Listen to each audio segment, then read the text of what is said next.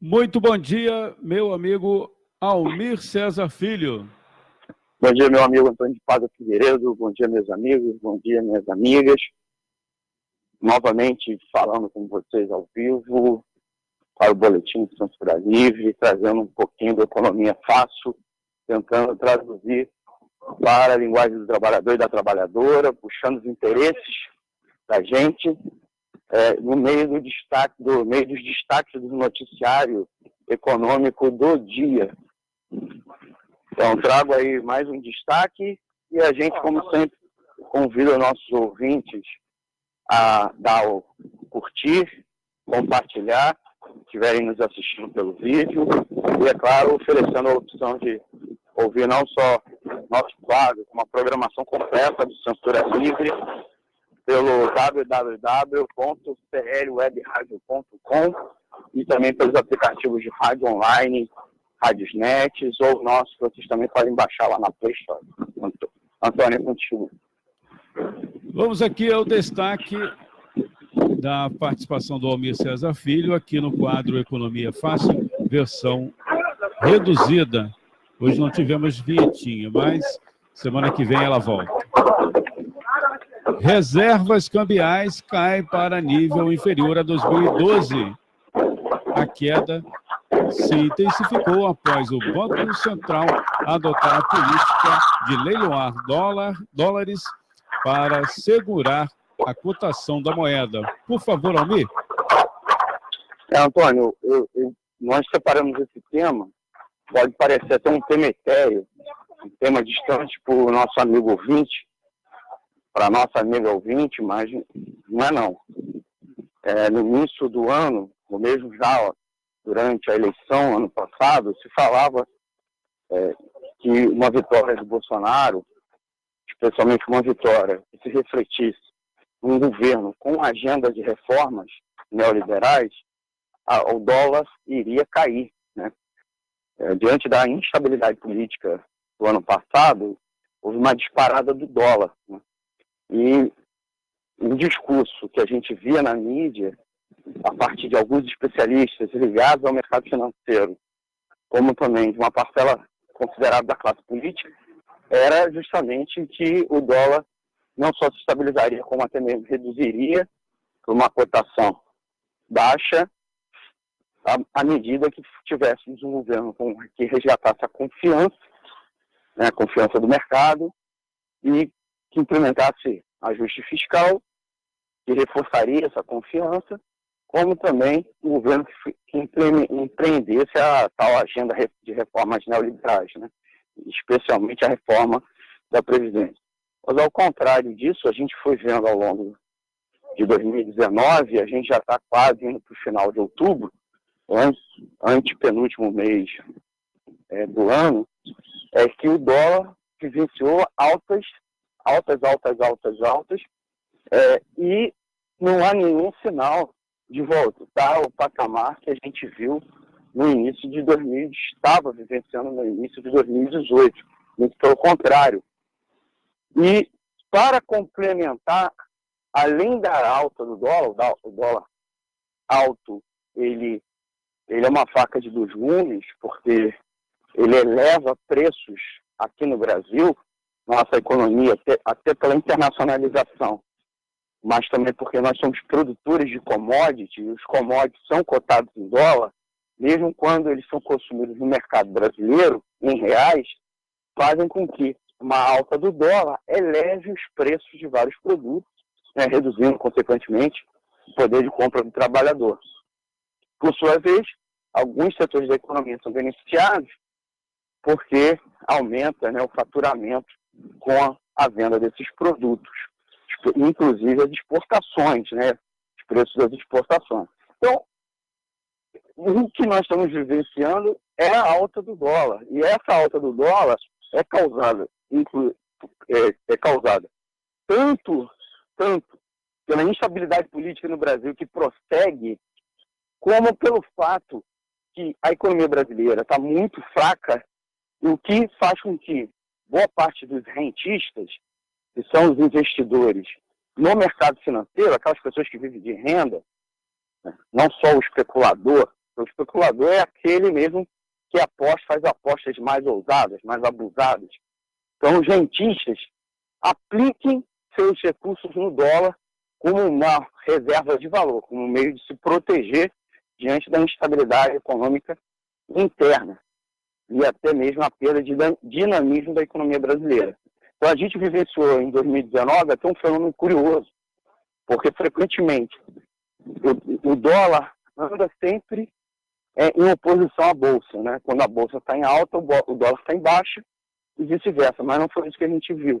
O que a gente viu foi a Bolsa brasileira em alta, uma alta muito especulativa, um otimismo ligado exatamente a essa agenda neoliberal, uma aposta favorável ao governo, mas como não estava se refletindo em indicadores bons na economia, acho que uma parte considerável dos rentistas também fugiram para o dólar como reserva de valor. E, inclusive, também os investidores internacionais, né? Os rentistas internacionais saíram aqui do mercado local, não quiseram ficar, e boa parte da alta das bolsas foram interna mesmo, foram dos rentistas nacionais, que apostaram ainda mais forte, de maneira mais forte na Bolsa de Valores. Falado isso, a gente tem que falar da questão das reservas internacionais. Por que nos impacta e nos interessa? Porque as reservas são outro sinal de saúde da economia brasileira. As reservas cambiais é o quanto de dólar o Banco Central tem. E por que isso? Porque quando um exportador vende seu produto lá para fora, ele recebe como pagamento em dólar, mas ele não pode trazer para dentro do mercado brasileiro. Ele deposita no Banco Central, que converte esse dólar em real. E esse dólar fica depositado lá no Banco Central. O Banco Central, que é o órgão protetor da moeda brasileira, e é o banco dos bancos, né? Ele é o banco que empresta os bancos no Brasil. Então, esse recurso fica lá depositado. A situação também é inversa, quando alguém precisa importar um produto lá de fora, né? Importar, ele vai ao Banco Central, né? E converte os reais em dólar. É claro que existe um mercado de cotação interno, mas isso aí é para pequenas transações, para o turista, né? E você tem um mercado de moeda, né? O mercado de moeda, e na qual o Banco Central interfere, tanto as casas de câmbio, quanto também no mercado futuro ou no mercado à vista de dólares. As reservas, elas são um importante termômetro da riqueza do país, porque um país que exporta muito, ele consegue acumular bastante reserva. Com bastante reserva, ele fica pouco vulnerável aos choques externos e também à possibilidade de comprar equipamentos lá no mercado internacional para fazer investimentos aqui. Ao longo dos anos 2000, nós tivemos uma acumulação forte de moedas. O Brasil estava exportando, principalmente commodities, mas não só. Foi um sinal de que a economia estava saudável. Foi uma situação oposta que nós vivenciamos nos anos 90, muita instabilidade nas reservas, e que em vários momentos o governo precisou recorrer ao FMI para compor reserva, para proteger, proteger a moeda nacional, tentar controlar não só a cotação da moeda, mas também para a gente não decretar aqui insolvência, né, diante de compromissos internacionais que os empresários tinham no mercado financeiro internacional, ou mesmo com importações. Então, a gente acumulou bastante reservas, só que agora, ao contrário, que estávamos vivenciando nos anos 2000 e boa parte dos anos 2010, ao contrário também do otimismo exagerado que se tinha do governo, em torno do governo Bolsonaro, as reservas internacionais vêm caindo.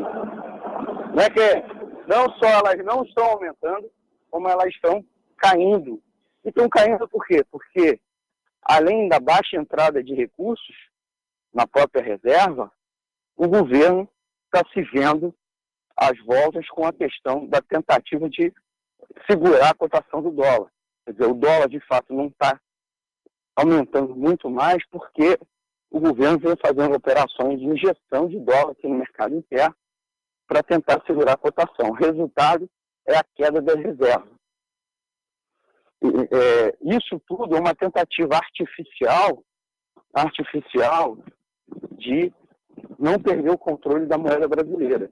E mostra quanto é frágil a política econômica, o quanto que é equivocada a política econômica de Jair Bolsonaro e do ministro da Economia, Paulo Guedes. Antônio. Registrar aqui, as pessoas estão acompanhando,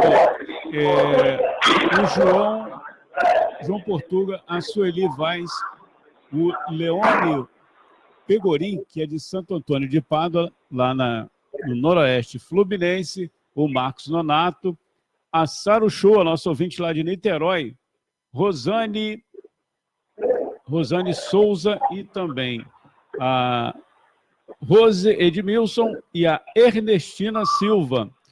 Almir. Antônio, mandar um abraço para todos esses nossos amigos e amigas, explicar para eles que as operações de swap o Banco Central continua fazendo, torrando a nossa reserva, tudo para manter de maneira artificial o dólar, e ao invés de trocar a política econômica. Então, não à toa que ontem o dólar fechou a casa dos R$ 4,045, novamente uma alta pequena, mas uma outra alta. E que essa situação deve persistir.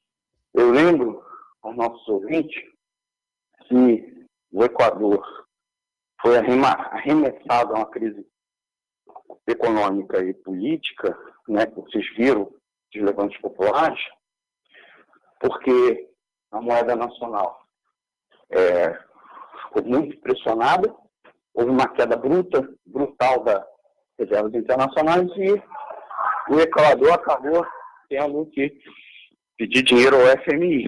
E aí o FMI impõe aquela agenda que a gente sabe, né? Fim de direitos trabalhistas, privatizações, aumento das tarifas públicas, e acabou levando a aquele levante popular. E uma outra coisa, a desnacionalização que o Bolsonaro está patrocinando, né, as vendas de empresas brasileiras para fora, as privatizações na qual esses estatais estão sendo comprados por empresas estrangeiras, como as medidas de dolarização das contas correntes, a possibilidade das pessoas terem conta corrente em dólar, pode ampliar essa pressão sobre a cotação do dólar e sobre as reservas internacionais. Então, nós temos aí um risco no horizonte. Cabe nós, trabalhadores e trabalhadoras, impedir essa situação. Então, eu encerro por aqui, Antônio. Muito obrigado. Desejo a todos um bom final de semana. Como sempre, pedindo para os nossos ouvintes curtir e compartilhar os nossos vídeos e seguirem ouvindo a programação da Web Rádio Censura Livre. Forte abraço, Antônio. Você acompanhou aí a participação, como sempre, brilhante, do nosso amigo, o economista Almir Cesar Filho, no quadro Economia é Fácil, versão reduzida aqui na Web Rádio Censura Livre, a voz da classe trabalhadora.